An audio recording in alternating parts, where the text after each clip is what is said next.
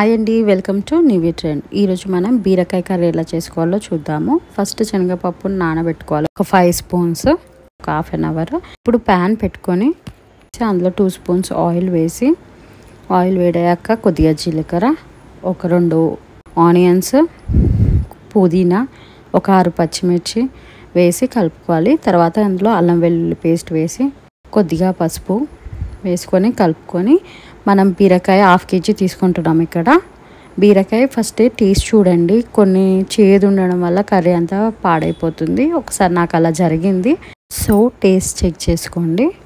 ఇప్పుడు నానబెట్టిన శనగపప్పు వేసుకుందాము. తర్వాత అందులో కారం, ఒక 2 స్పూన్స్ కారం, తగినంత ఉప్పు వేసుకొని మిక్స్ చేసుకోవాలి. తర్వాత అందులో ఒక టమాటా వేసేసుకొని కొత్తిమీర వేసుకుందాము. ఇప్పుడు అది కొంచెం ఉడకడానికి మనం ఇక్కడ ఒక 1/2 గ్లాస్ వాటర్ వేసుకుంటున్నాము. వాటర్ వేసుకొని కొద్దిసేపు హై ఫ్లేమ్లో కుక్ చేసుకుందాం. అంతే అండి, ఎంతో టేస్టీ అయిన బీరకాయ కర్రీ రెడీ అయిపోయింది. Thanks for watching new trend.